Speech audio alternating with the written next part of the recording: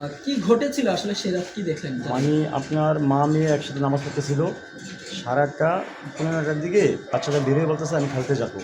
এই কথা বললে ঘর থেকে বের হয়েছি। তার ঘরটা আর বিল্ডিংটা কিন্তু বেশি আপনি কি দূরে না। ঘরে ছিলেন?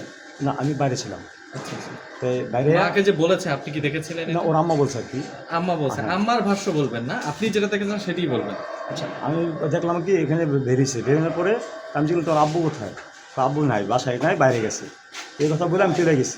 চলে যাওয়ার পরে আপনার রাত্র যখন 9টা 9:30 বাজে তখন খোঁজাখুঁজি শুরু হয়েছে, বাচ্চা পাইতেছি না। পরে আমার ভাতিজা মোটামুটি ধরেন আপনার এলাকার পুরোটি ঘুরছে, আমার আত্মীয় স্বজনের বাসা যাদের আছে সবার বাসা খোঁজাখুঁজি হয়েছে, পাচ্ছি না আমরা যখন রাত্রে যখন 11:30 15:12 বাজে আমার ভাই আর ভাবি মিল্লা থানা গেছিলো। থানা যায় নাই, থানা যাওয়ার আগেই আমার বলতে হবে কি ভাইয়া আমি লাশ পাইছি, লাশ বলে আমি বাস থেকে পাইছি, আপনি চলে আসেন।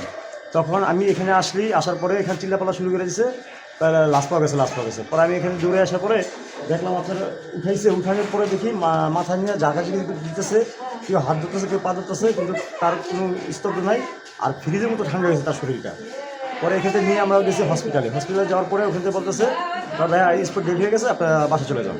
তা আমরা এখানে ওখান থেকে হসপিটাল থেকে বাসা আসলাম। বাসা আসার পরে দেখি এখানে ধরেন পুলিশ এসে বসছে। পুলিশ আসার পরে এখানে তদন্ত করার পরে এখান থেকে ধরেন আমাদেরকে বললো কি আপনারা লাস্ট পোস্টমর্টমের জন্য ঢাকা মেডিকেল নিয়ে যাই।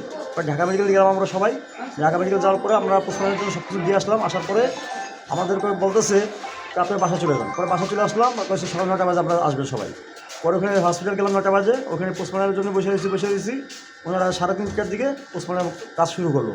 4টা 5টা বাজে আমাদের কাছে হ্যান্ডওভার করলো লাশটাকে হ্যান্ডওভার করার পরে আমরা নিয়ে আসলাম দাফন করতে যাব। তখন পর্যন্ত লাস্টের ভিকটিমের বাবা এবং মা আমরা কেউ মামলা করতে যাইনি। পরে এলাকাবাসী সবাই বলতেছে চলো আমরা মামলা করতে যাই। পরে আমরা হাতিল থানায় গেলাম সবাই মিলে।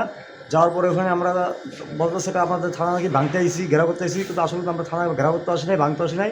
আমরা একটা কথাই বলছি, শিশু হত্যার বিচার চাই। এই কথা বলার পরে আমরা থানায় যাই। যাওয়ার পরে আমাদের মামলা নেওয়ার পরে আমরা ওখানে চলে আসি। এরপরে 3 দিন পরে পুলিশ আসার পরে এখান থেকে এই টাঙ্কিতে লাশটা পাওয়া গেছে, ওই টাঙ্কিতে পানি হিসার পরে পুলিশে ওখান থেকে হিসাব পাইছে 3 দিন পরে।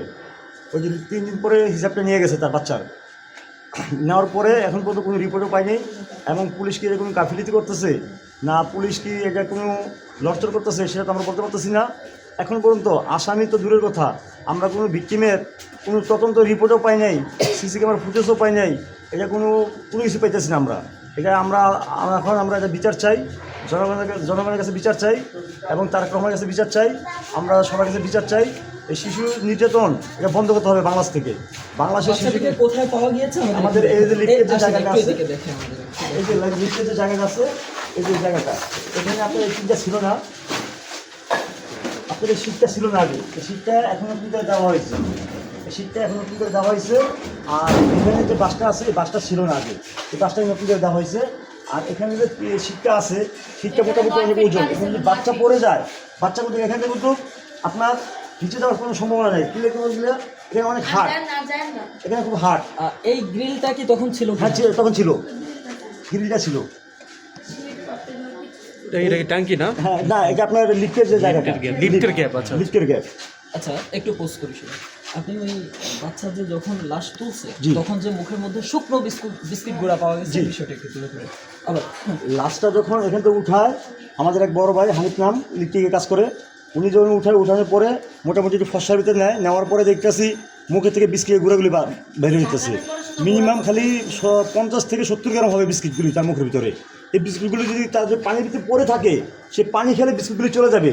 তার এক ফোঁটা পানি তার পেটের ভিতরে নাই এবং কানের ভিতরে পানি নাই। একটা মানুষ যদি হাবুডুবু খায়, তার তো পানি পুড়িয়ে তার কানে চোখে মুখে ঢুকবে, ওরকম এরকম আলামতগুলো পাইনি আমরা। ওকে মেরে এখানে হত্যা করে এখানে ফেলা দেওয়া হয়েছে।